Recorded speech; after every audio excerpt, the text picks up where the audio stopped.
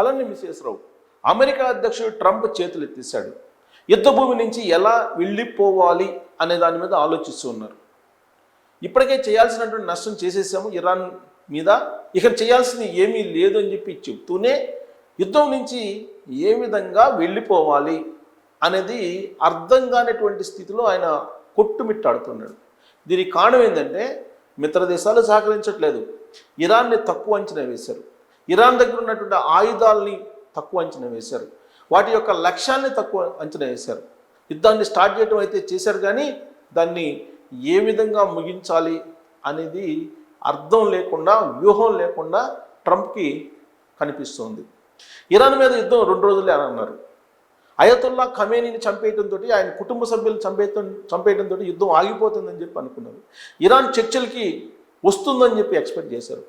కానీ ఇరాన్ ఇప్పుడు పులిలా అమెరికా మీద తిరగబడింది. దీంతో అమెరికా పలాయనం చెత్తికిచ్చేటువంటి పరిస్థితి ఏర్పడింది. మొత్తం ఆయిల్ ఇరాన్ చేతిలో ఉండిపోయింది.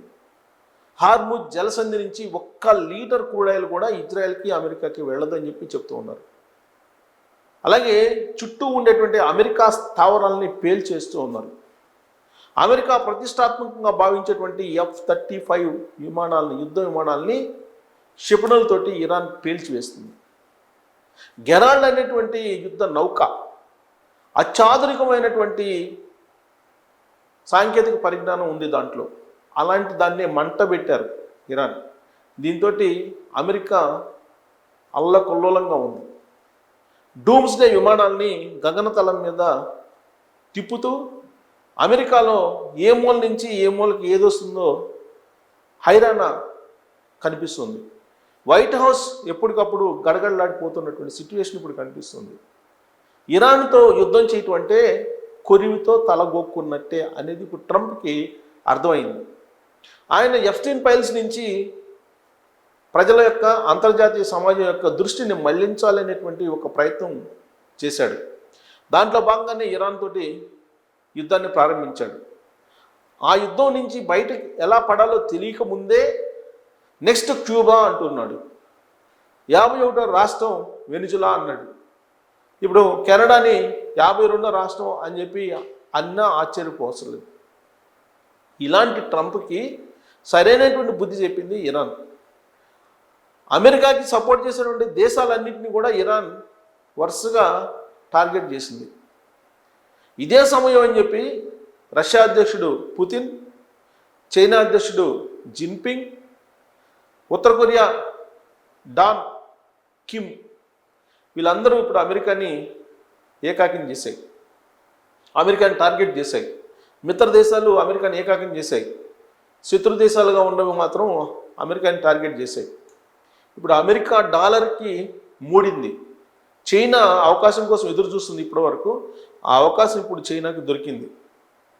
అలాగే రష్యా కూడా అమెరికాకి సంబంధించినటువంటి యుద్ధ విమానాలను కూల్చేయడానికి ఇరాన్కి సపోర్ట్ చేసింది అనేది కూడా అంతర్జాతీయంగా వినిపిస్తోంది.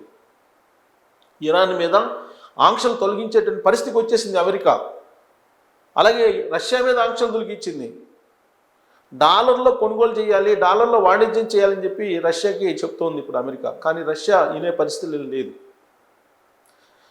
మరి అమెరికా మేకపోతు గాంభీర్యం ప్రదర్శించి లాస్ట్కి పలాయనం చెతికించేటువంటి స్థాయికి వెళ్ళిపోయింది అని అంటే ఇది వ్యూహం లేనటువంటి యుద్ధం, ట్రంప్ అవగాహన రాహిత్యం అనేది అమెరికా ప్రజలు అంటున్నారు. అమెరికాలో ఉండేటువంటి ఆయన సొంత పార్టీ రిపబ్లికన్ పార్టీకి సంబంధించిన ప్రజాప్రతినిధులే ఆయన టార్గెట్ చేస్తున్నారు. సో కాబట్టి ట్రంప్ ఇప్పుడు యుద్ధంలో ఓడిపోయినట్టే. ఇప్పుడు ఎలా బయటికి రావాలి, యుద్ధాన్ని విరమింపజేయాలి, సీజ్ ఫైర్ అయితే ఉండదు కానీ యుద్ధం నుంచి వెనక్కి దగ్గుతామని చెప్పి ట్రంపే చెబుతున్నాడు. యుద్ధ భూమిలో లేకుండా పక్కకు తొలగాలి అంటున్నాడు. ఇరాన్ ఒప్పుకోట్లా, మీరు యుద్ధం ఆపినా మేము ఆపం అని చెప్పి ఇరాన్ చెప్తుంది. 3 కండిషన్స్ పెడుతుంది యుద్ధం ఆపడానికి. నెంబర్ 1, ఇప్పుడు దాకా జరిగినటువంటి నష్టం ఏదైతే ఉందో దాన్ని మీరు పే చేయాలని చెప్పి చెప్తుంది. నెంబర్ 2, మరోసారి మేము యుద్ధానికి దిగము అని చెప్పి మీరు బాండ్ రాసి వాళ్ళ అంతర్జాతీయ సమాజానికి అని చెప్పి 3వ కండిషన్ పెడుతుంది. నెంబర్ 3, ఇరాన్ మీద ఉండే ఆంక్షలను తీసేయాలి అని చెప్పి 3 కండిషన్స్ పెడుతుంటే ఒక కండిషన్ ఆల్రెడీ ఇప్పుడు ఒప్పుకుంది అమెరికా. 2 కండిషన్లు ఉన్నాయి. ఈ 2 కండిషన్లు కూడా ఒప్పుకుంటే ఇరాన్ యుద్ధాన్ని విరమిస్తుంది. లేదంటే యుద్ధాన్ని మేము విరమించము, అమెరికా అంతు చూస్తాము, ట్రంప్ రక్తం చూస్తాం అని చెప్పేసి ఇప్పుడు అయతుల్లా ఖమేనీ సుప్రీం లీడర్ ఇరాన్కి ఆయన చెప్తూ ఉన్నారు. ట్రంప్ అనుకున్నది ఒకటి, ఇరాన్లో జరిగింది ఒకటి. అమెరికా ఆఫ్ఘనిస్తాన్ మీద కూడా ఇలానే అనుకుంది. ఆఫ్ఘనిస్తాన్ విషయంలో అనుకున్నది ఒకటి, అమెరికా జరిగింది మరొకటి.